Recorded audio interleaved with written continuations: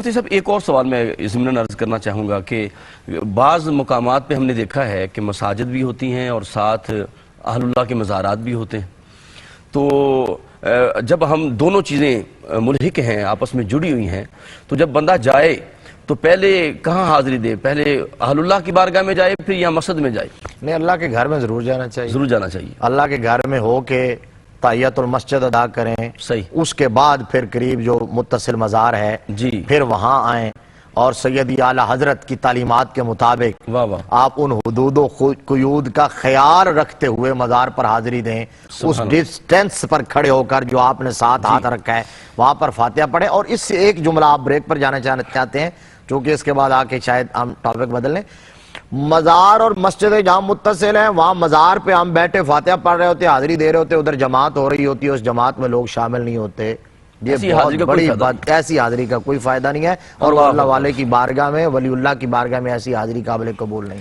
ناظرین کرام، مسجد کا جو مقام ہے اسلام کے اندر مرکزی حیثیت رکھتی ہے، اور مسجد کا ادب، مسجد کا احترام جو بندہ کرتا ہے، رب کائنات اسے جنت کا مزدہ فضا سناتا ہے۔ اب اللہ سے پوچھ کے آؤں، یعنی مفتی صاحب یہ وہی جبریل امین نے آگے سے جواب دیا جو صحابہ دیتے تھے، جی، اللہ عالم و رسول، وہ تو اللہ و رسول عالم، اللہ اکبر۔ تو اب یہاں یہ لوگ، یہ میں نے اس لیے ترجمہ کیا کہ وہ لوگ کہتے ہیں کہ جی جبرائیل امین سے حضور نے پوچھا، حضور کو پتہ نہیں تھا، تو جبریل کا علم پھر بڑھ گیا اور جبریل استاد ہو گئے، تو اب مال مسئول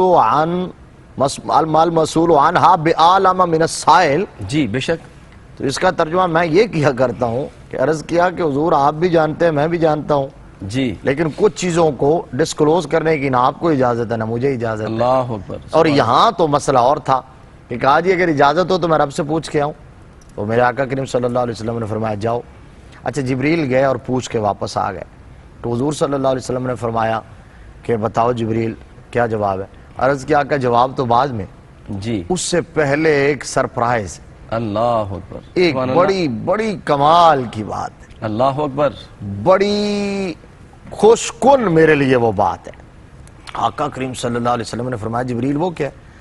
عرض کیا آقا جب سے بنایا گیا ہوں، سدرہ پہ ٹھہرایا گیا ہوں، بیت المعمور کا خطیب بنایا گیا ہوں، سبحان اللہ، ملائکہ کا استاد اور معلم بنایا گیا ہوں، جی، 1.25 لاکھ یا کم و بیش انبیاء اور رسول کی بارگاہ میں بھجوایا گیا ہوں، جی، حامل وحی اور محرم راز بنایا گیا ہوں، کیا کہنے، ادھر جاتا بھی ہوں ادھر آتا بھی ہوں، پیغام لاتا ہوں پہنچاتا ہوں، یہ آنا جانا لگا رہتا ہے، لیکن آقا مجھے رب کی بارگاہ کا اتنا قرب کبھی نصیب نہیں ہوا جتنا آج نصیب ہوا ہے، اللہ اکبر، سبحان اللہ، اتنا قرب۔ یہ صاحب مشکات نے غالباً 71 نمبر پیج پہ یہ حدیث موجود ہے، اتنا قرب کبھی نصیب نہیں ہوا جتنا آج نصیب ہوا ہے۔ نبی مکرم صلی اللہ علیہ وسلم مسکرا دیے، جس کی تسکین سے روتے ہوئے ہنس پڑے، بے شک، اس تبسم کی عادت پہ لاکھوں سلام، بے شک، اور اس مسکران آپ نے مسکرائے، شارحین نے اس مسکراہٹ کے اندر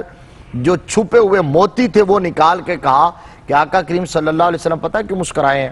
جی، مسکرانے میں، بلکہ اس مسکراہٹ کو کھولنے سے پہلے بھی ایک بات، حضور صلی اللہ علیہ وسلم نے فرمایا جبریل کتنا قرب مل گیا تمہیں، جی، جس قرب پہ تم پھولے نہیں سماتے، یہ محاوراتی جملے ہیں، صحیح، تم اترا رہے ہو اور ہوا میں اڑ رہے ہو، لیکن وہ پہلے ہی اڑتے ہیں، فرشتے ہیں، جی، لیکن یہ تو محاوراتی جملے ہیں، میں نے یہ پہلے اس لیے کہا ہے کوئی گرفت نہ کر لے، تو کتنا قرب مل گیا تمہیں، کتنا قرب مل گیا؟ عرض کیا آقا اتنا قرب ملا، اتنا قرب کہ میرے اور رب کے درمیان صرف 70,000 نوری پردوں کا فاصلہ رہ گیا۔ اللہ اکبر، اللہ اکبر، اب نبی کرم صلی اللہ علیہ وسلم مسکرائے۔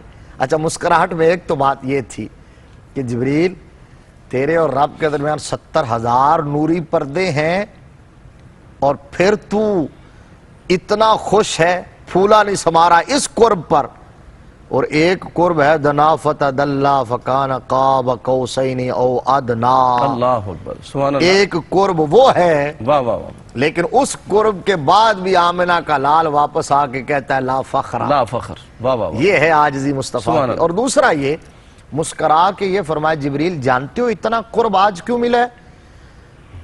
کیوں ملا اتنا قرب؟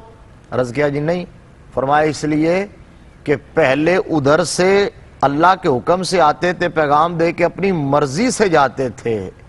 آج اتنا قرب اس لیے ملا ہے کہ آج تجھے مدینے والے نے بھجوایا، اللہ اکبر، اتنا قرب اس لیے ملا۔ سبحان اللہ۔ یہ بات کمپلیٹ ہوئی۔ فرمایا سوال کا جواب کیا ہے جی، کہ زمین کا سب سے خیر والی جگہ کون سی ہے اور بدترین جگہ کون سی ہے؟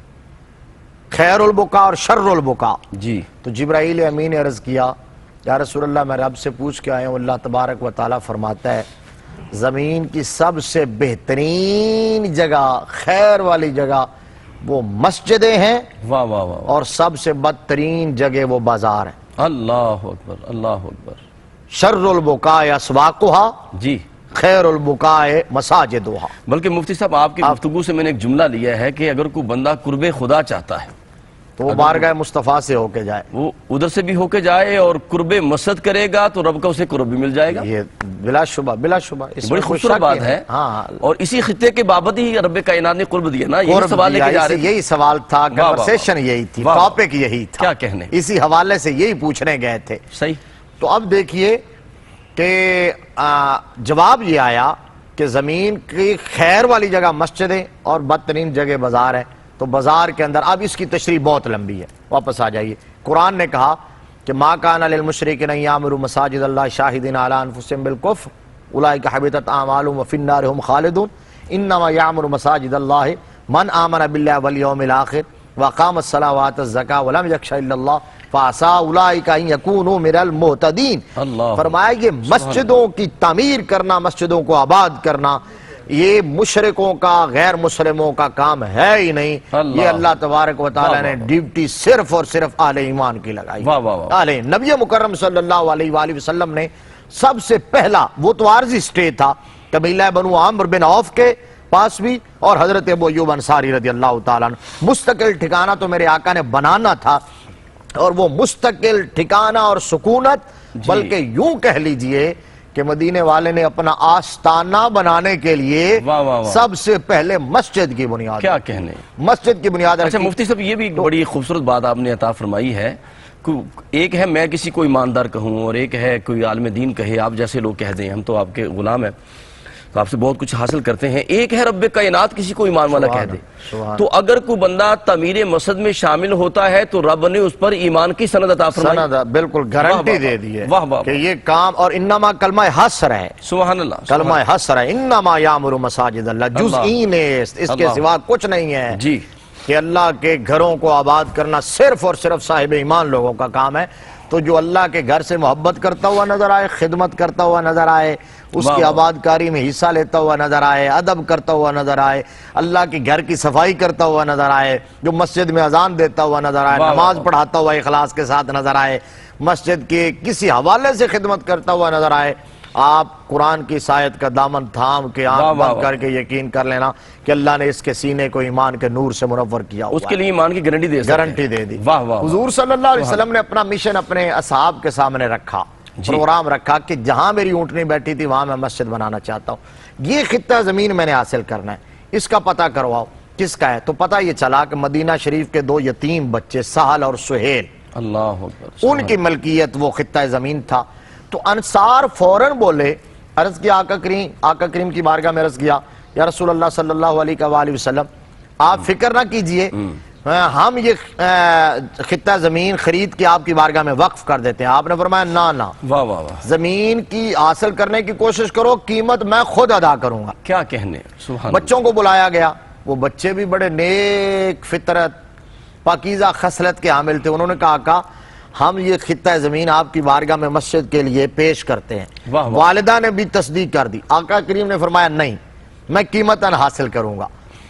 اس کی مارکیٹ ویلیو لگائی گئی، یہ مسجد نبوی شریف جو پرانی دور نبوی کی مسجد نبوی شریف تھی، جی، وہ خطہ زمین حاصل کرنے میرے آقا کریم جتنی 10 مسکال شاید کم و بیش اس کی قیمت سونا جو ہے وہ پڑی، تو آقا کریم صلی اللہ علیہ وسلم نے وہ خرید لی جی، اور خریدی۔ لیکن ہمارے موضوع کی بات یہ ہے واہ واہ، کہ حضور صلی اللہ علیہ وسلم کی طرف سے ایک روایت کے مطابق وہ جو آقا بار بار کہہ رہے تھے کہ میں قیمتاً خریدوں گا، قیمتاً میں قیمت دوں گا، حضور صلی اللہ علیہ وسلم کی طرف سے اس خطہ زمین کی قیمت حضرت ابو ایوب انصاری رضی اللہ تعالی عنہ نے کیا ادا کہنے کی. سبحان اللہ. تو مسجد نبوی حضرت ابو ایوب انصاری کا تحفہ ہے. کیا کہنے. یہ اگر آپ نے سبحان اللہ. قیمت دی ہے تو یہ بنیاد، یہ جو آج جتنی باریں بڑھتی جائیں گی وہ حضرت ابو ایوب انصاری کے کھاتے میں پڑتی سبحان جائیں. اللہ. ناظرین کرام، میزبان مصطفیٰ صلی اللہ علیہ وآلہ وسلم حضرت ابو ایوب انصاری رضی اللہ تعالیٰ عنہ، کیا عظمتیں ہیں. اور آج ضمناً جو مسجد کی عظمت قبلہ مفتی صاحب نے ذکر کی ہے، یقین کریں دل منور ہو گیا. اور مسجد سے جو بندہ تعلق رکھتا ہے اس کو مقام کیا ملتا ہے. کریم آقا علیہ السلام جب شب معراج اللہ کی بارگاہ میں حاضر ہوئے اور جنت میں جب آپ نے اس کا مشاہدہ فرمایا، اس میں داخل ہوئے تو کسی کے چلنے کی آواز آ رہی تھی. پوچھا جبریل یہ مجھ سے پہلے کون آ گیا؟ عرض کی پیارے آقا آپ سے پہلے کوئی نہیں آیا، آپ کا بلال زمین پہ چل رہا ہے، اس کے چلنے کی آواز جنت میں آ رہی ہے. تو میرے آقا نے واپسی پہ پوچھا تھا کہ بلال تو کیا کرتا ہے؟ تو انہوں نے عرض کی تھی یا رسول اللہ میں جب بھی وضو کرتا ہوں، مسجد میں داخل ہوتا ہوں تو میں تحیت الوضو تحیت المسجد 2 نفل بھی ادا کرتا ہوں. بس اسی کی برکت ہے کہ رب کائنات نے مجھے یہ مقام عطا کیا.